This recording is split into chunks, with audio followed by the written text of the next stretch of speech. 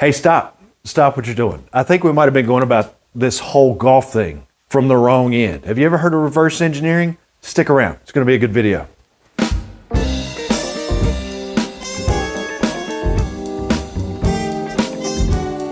Hey everybody, welcome back to Golf Test Dummy, the channel where I use my game to help your game. Before we get too deep into this video, I would just like to say thanks a lot for your support. If you'd like to show your support just a little bit more, consider subscribing to the channel and clicking the bell off to the right. Select all so that you get all notifications and you don't miss any videos. Also, on top of that, the comments that you leave me help interaction on this channel. It allows me to hear from you and to respond back to it, and gives me some feedback for future videos. And I would really appreciate it if you would click the little thumbs up button right now before we go any further in the video. That really helps the channel out in the algorithm. We're growing, we're getting bigger. It's going to be 5 years next month. Let's get into today's subject.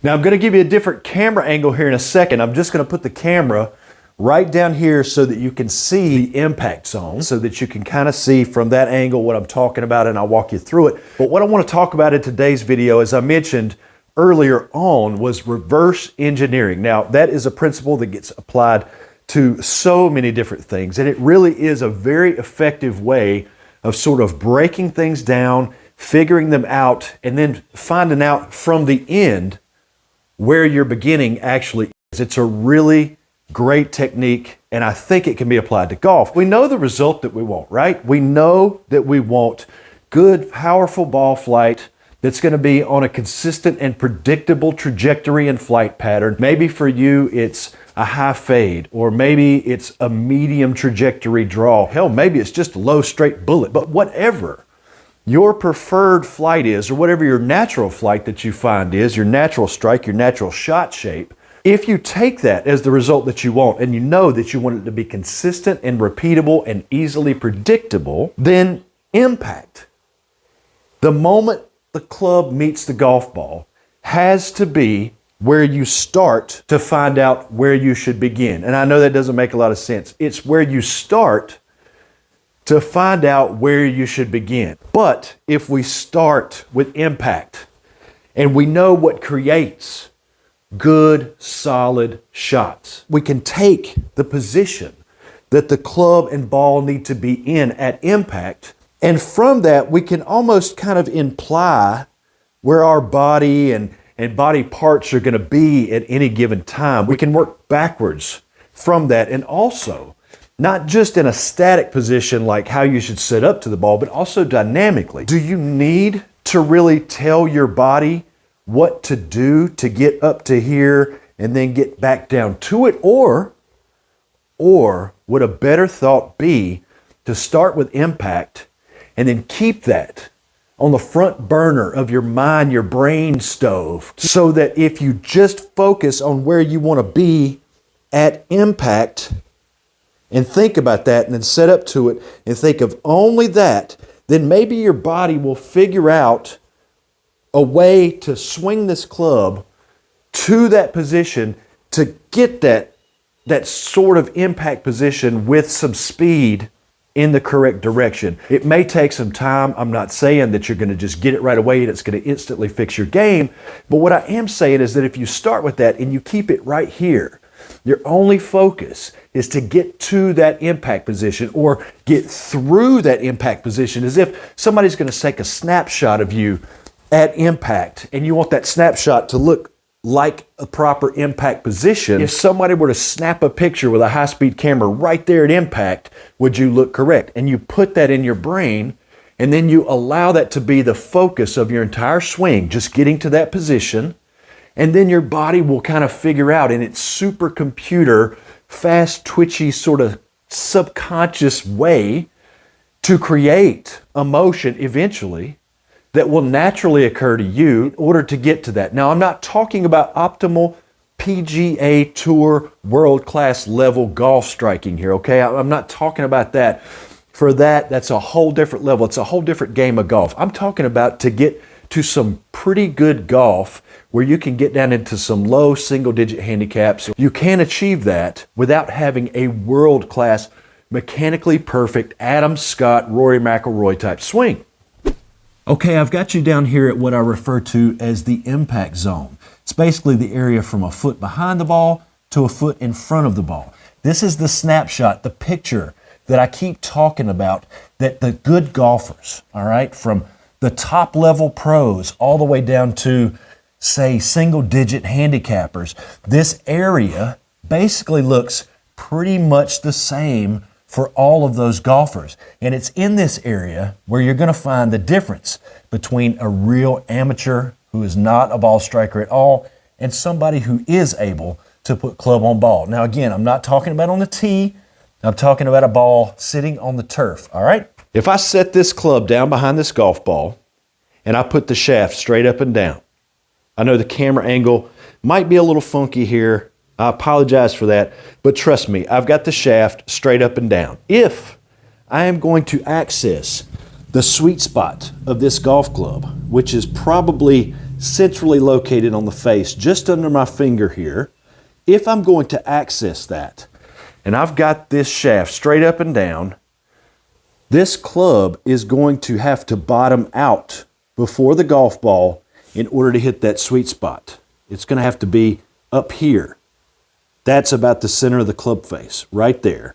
In order to get this club to meet that ball correctly, you have to deliver the grip up here. I know you can't see it, but you have to deliver the grip of the club before the club head gets to the golf ball, meaning the grip has to be leading, which means that your hands have to be leading, and this club has to be traveling at least slightly down to definitely down on its way to impact the golf ball first, and then the low point where the club bottoms out being a couple inches on the other side of the ball, the target side of the ball. Now, this is why I talk about the grip having to outrace the club head to the golf ball as one of the core fundamentals. It has to. Think about a hammer and a nail. If you're driving a nail with a hammer and you release the hammer like that, you're going to be able to access that nail. You're going to be able to access it from that point because there's nothing around the nail blocking you. It's wide open. There's nothing obstructing it. You can release that hammer and let the hammer hit the nail, but when it hits, it's going to hit with way less force. Whereas if you let the hand and the handle of the hammer lead the hammer head into impact, you're going to get a much more concussive, powerful strike on the top of that nail head. The difference between driving a nail with a hammer and hitting that golf ball with this club as being sort of the hammer is that you do have an obstruction. The earth. The earth is your obstruction. It will not allow you to find the sweet spot of this golf club unless you have the shaft leaning toward the target and the grip outracing the club head on its way to it, and have at least a slightly descending blow or a pretty decisive downward descending blow. You have to do that, or else you're going to hit the big ball before you hit the little ball. That's fundamental number two. Number one, the grip has to be leading. Number two, you have to have that slightly downward contact. And again, this is for a ball on the turf. Number three, you got to have a little bit of speed, man. You got to have something to compress the golf ball and let it rebound and explode off the club face. Number four, the club face has to be oriented to the swing path that you're creating in such a way to create the shot shape you want. A lot of people would refer to that as a nice down the line club path with a square to that path club face to create a nice straight shot. Those are the only real core fundamentals, in my opinion, that govern golf. People talk about the grip as a fundamental. It's not, because there's a whole bunch of variations of grips and they all seem to be able to work on some level for different people. So it's not really a fundamental. What's fundamental to one person, if it's not fundamental to another person, then it's not a fundamental. But there's one thing that's universally fundamental, and that's what I'm talking about. For a ball sitting on the ground, the grip has to be leading the club head. You got to have some speed. You got to catch it on the way down. You got to have a good path, and you got to have a square face to that path in order to hit a fairly straight shot. If you start with where that club needs to be in your mind, and you focus on the fact that you want that club to be leading and that grip to not be out this way, but coming back on the inside track and the grip leading the club. If you had a true beginning golfer, if you had a true beginner, never touched a club, the first thing that golfer is going to need to learn is what I was just talking about. How does this work? How does this club actually function? How do you apply it to the golf ball to get those really cool shots? Once you get that sort of fundamental knowledge in your mind and you understand that, how somebody's going to get the club to that position is a matter of them taking a club, getting a golf ball, maybe having a little bit of help from somebody who understands a few things. Give them a little bit of guidance on maybe how you do things, and you say, listen, you want to create that impact position with the grip leading, slight downward contact, get the face nice and perpendicular to where you want it to go, and then give it a little bit of speed. Think about that impact position, and then over time, with practice, many hours of probably some frustration, you'll start to understand, your body will figure out how it's going to move to deliver that club back to that perfect impact position.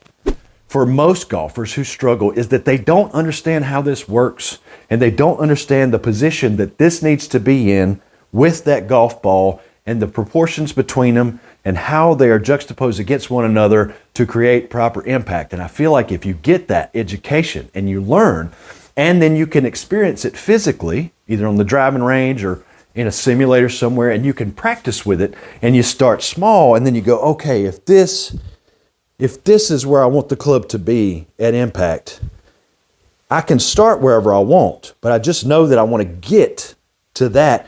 You can start small. You can start with small swings. And if I'm only taking the club back, 2 or 3 feet, the odds of me getting well off plane to a point that is disastrous or a hindrance is probably pretty small. The odds of me coming over the top really bad from that are pretty small. So if you think about it, a lot of people say, well, a chip shot is just a small swing. See, again, I think we're looking backwards. I think a swing is just a big chip shot. And I think that we should be reverse engineering how to teach ourselves how to be better ball strikers by starting at the end. We start where we want to finish. And then from there, if we keep that thought in our mind and we understand where we want the club to be at impact, just think about that, then the swing doesn't have to be perfect. You don't have to hit all the right positions and be a model that's going to be in the middle of Golf Digest with all those pictures. You'll figure out how to become pretty proficient at hitting the golf ball. Guys, thanks so much for joining me on this video and listening to me rant. Listen, I've been on a long journey for a long time. I've read, I've watched, I've listened, I've tried so many different methods and philosophies and golf swings and approaches. I've tried all kinds of different stuff. Believe me, I've listened to the conventional and the unconventional, and I've tried so much of it. And I think that what I'm left with at the end of the day is the understanding that golf can be so much simpler than what 99% of instruction out there makes it out to be. I don't think it's this study in perfection in biomechanics. I don't think that's it.